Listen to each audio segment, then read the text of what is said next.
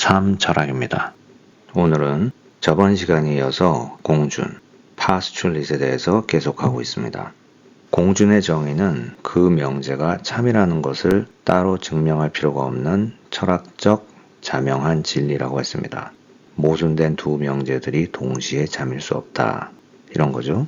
지금 밖에 비가 내리고 있다 라는 명제와 지금 밖에 비가 내리고 있지 않다. 이 두 명제가 동시에 참일 수 없죠. 하나가 참이면 하나는 거짓일 수밖에 없죠.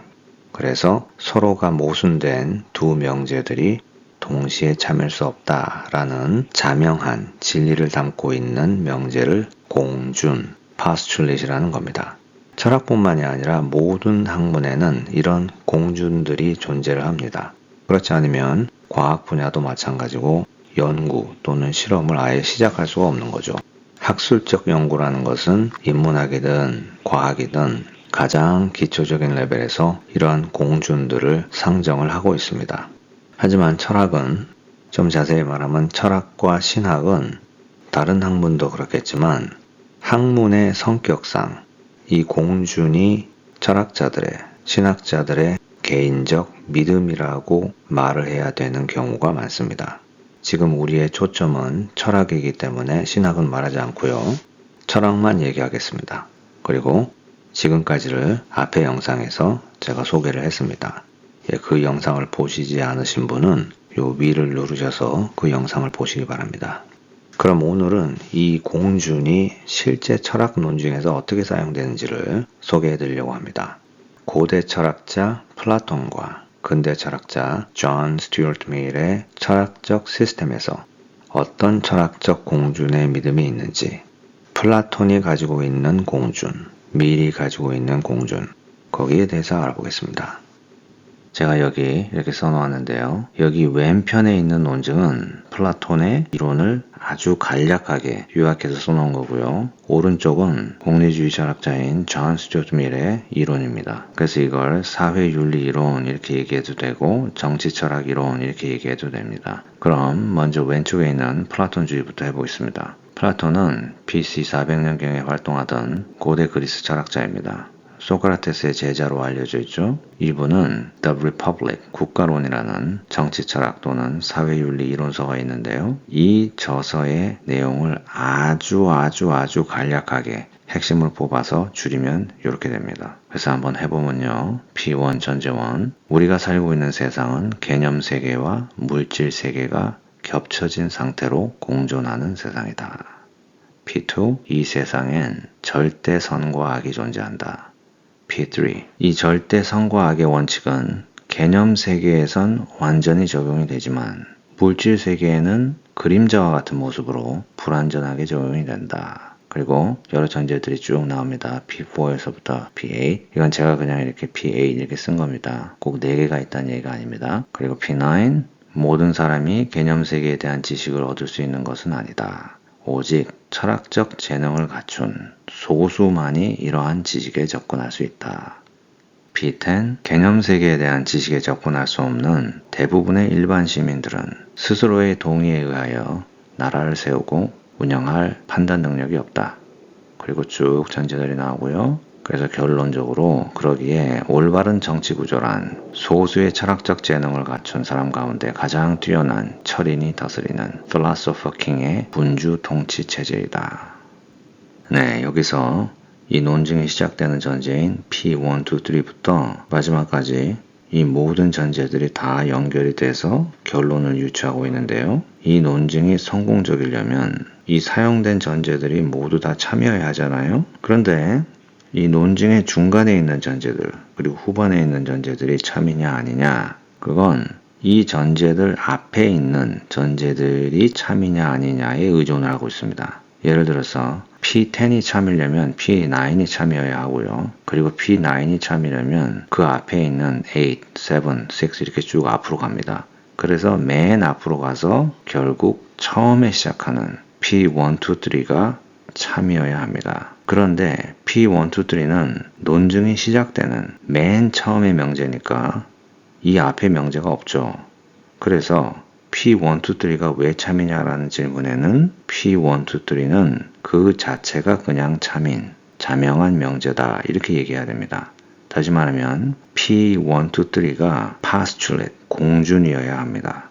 자세히 한번 살펴보면요. 이 논증에서, 이 플라톤의 논증에서 P10의 개념세계에 대한 지식에 접근할 수 없는 대부분의 일반 시민들은 스스로 나라를 세우고 운영할 판단 능력이 없다 이렇게 얘기했잖아요. 이게 참이려면 P9에서 말하는 철학적 재능을 갖춘 소수만이 개념세계에 대한 지식에 접근할 수 있다. 이게 참이어야 하잖아요. 그죠? 소수의 엘리트들만이 이 개념세계의 지식에 도달할 수 있다는 말이 곧 일반 대중들은 이 개념세계의 지식에 도달하지 못한다는 말이니까요. 그죠? 그런데 이 P9에서 얘기하고 있는 말이 참이려면 이 말은 개념세계란 것이 일단 실제로 존재를 해야 되고 그리고 이 개념세계에 대한 특별한 지식이라는 것이 있어야 말이 되잖아요. 그죠? 그럼 그런 게 어딨냐? 맨 앞으로 가서 P1, 2, 3에 그런 게 있다고 합니다. 그럼 이 P1, 2, 3가 진짜 그런지 어떻게 알죠? 어떻게 아냐 하면 그냥 이거는 사실이다 이렇게 얘기를 해야 됩니다. 왜냐하면 그 앞에 명제가 없잖아요.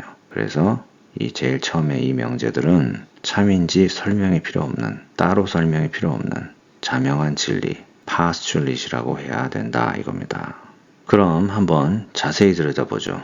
우선 P1에서 우리가 살고 있는 세상은 개념세계와 물질세계가 겹쳐진 상태로 공존하는 세상이다. 이 P1이 모든 사람이 동의해야 되는 자명한 진리인가요? 제가 지금 방금 모든 사람이 동의해야 되는 이라고 했지 모든 사람이 동의하는 이라고 하지 않았습니다. 철학의 postulate를 말할 때는 이렇게 말해야 됩니다. 왜냐하면 세상에 존재하는 모든 사람이 철학적 지식을 다 가지고 있지 않기 때문에 모든 사람이 동의하는 명제라고 하면 철학적 지식이 없는 사람은 이런 말을 처음 들어보거든요. 그래서 나는 동의 안 한다. 이렇게 말을 하게 됩니다. 그런데 철학 공부를 어느 정도 하게 되면 이 명제가 참이 아니라고 하기도 힘들고 참이라고 하기도 힘들다는 것을 이해를 하게 됩니다. 왜냐하면 엔티노미이기 때문에 그렇습니다. 여기서 갑자기 엔티노미가 왜 나오는지 모르시는 분은 요 위를 누르셔서 이성의 막다른 길 1편을 꼭 보시기 바랍니다. 종교 철학의 입장에서 보면 종교를 가지고 있는 사람들은 이 플라톤의 이원론, 듀얼리즘이라고 합니다. 이 세상은 두 개의 세계가 겹쳐서 존재한다는 이걸 인정을 해야만 합니다. 이걸 postulate로 받아들여야만 됩니다. 이게 개념의 세계, 물질의 세계란 말을 쓰지 않더라도 영적인 세계와 물질의 세계가 공존한다. 이렇게 인정을 해야 종교가 말이 됩니다. 그러니까 유실론자들은 이건 철학적 postulate이 맞죠. 하지만 무신론자들은 물질 세상 이외의 세상이 존재하지 않으니까 이게 postulate이 되지가 않습니다. 그러니까 결국 본인의 믿음에 따라서 이게 결정이 됩니다. 물론 어떤 유실론은 해석의 차이긴 하지만 두 개의 세계를 상정하지 않아도 되는 경우도 있습니다. 플라톤의 제자였던 아리스토텔레스가 믿던 신, 동양의 도교를 종교로 본다면 도의 개념, 그리고 힌두교의 달마, 이런 종교 시스템에서는 영적 세계와 물리적 세계를 나눌 필요가 없다고 볼 수도 있습니다. 하지만 이런 시스템에서도 여전히 물질적인 다이멘션을 넘어서 영적인 다이멘션이 존재한다는 것을 인정하는 거기 때문에 영적인 다이멘션을 인정하는 종교의 시스템은 항상 두 세계를 상정하고 있다. 이렇게 볼 수가 있습니다. 여기에 대해서는 나중 종교철학 섹션에서 자세히 하고요. P2는 어떤가요? 세상엔 절대 선과 악이 존재한다. 이것도 마찬가지죠. 유실론에서는 이걸 postulate로 믿지만 무신론자들은 이걸 postulate로 믿지 않죠. 그러니까 이것도 결국 개인의 믿음이 되죠. P3는 어떤가요? 이 절대선과 악의 원칙이 개념세계에서는 완전히 적용이 되지만 물질세계에서는 그림자와 같은 모습으로 불완전하게 적용이 된다. 이게 참이냐 아니냐 이건 플라톤 자신과 플라톤주의자만 자명한 진리라고 하겠죠. 플라톤주의자가 아니면 이건 받아들이기 참 힘들겠죠. 그래서 결론적으로 말하자면 이 논증에서 플라톤은 P1, 2, 3를 자명한 전제, postulate이라고 나는 믿는다 하고 이렇게 시작한다는 겁니다. 그리고 플라톤과 동의하지 않는 철학자들은 당연히 이건 postulate이 아니라고 생각한다 이겁니다. 그럼 오른쪽에 있는 공리주의 논증을 한번 살펴보죠. 공리주의는 utilitarianism이라고 하는데요. 18세기 영국의 철학자인 제러미 벤탐과 존 스튜어트 밀이 만든 이론입니다. 벤탐의 기초를 놓고 밀이 완성을 했다. 보통 이렇게 얘기합니다. 그래서 이 밀의 공리주의는 앞에서 언급한 고대 철학자 에피쿠로스의 쾌락주의, 히도니즘을 현대식 사회윤리 이론으로 발전시킨 겁니다. 그럼 한번 P1을 보시죠. 우리가 살아가는 이 세상 이외에 다른 세계는 존재하지 않는다. 네, 처음부터 플라톤의 P1을 반박하는 겁니다. P2, 이 세상에는 절대적인 선과 악이 없으므로 인간은 어떻게 삶을 살아가야 할지에 대한 기준을 스스로 설정해야 된다. 이것도 플라톤을 반박하는 거죠.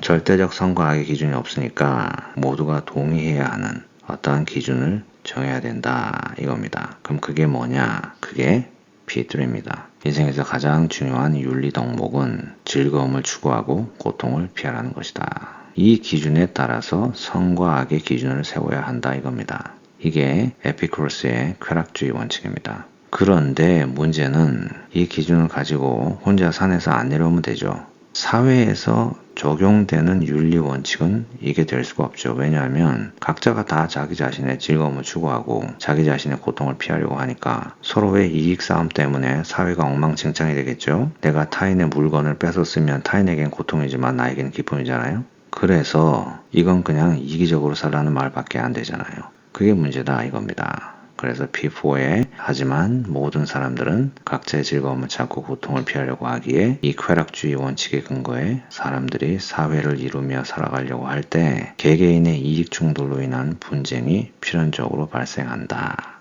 그래서 이것을 해결하려면 P5에서 10까지 쭉 나가다가 11에서 이런 해결책이 나옵니다. 이게 벤탐과 밀이 주장하는 공리주의입니다. 사회에서 모두가 평화롭고 조화를 이루고 살기 위해서는 다수의 의견에 따라 정책을 결정하는 최대 다수의 최대 기쁨 또는 최소 고통이란 사회윤리적 쾌락주의 원칙에 따라야 한다. 그러니까 고대의 쾌락주의를 업그레이드를 한 거죠. 사회를 위한 쾌락주의입니다. 내가 싫어도 다수에게 기쁨이 되는 선택이라면 내가 승복을 해야 된다 이겁니다.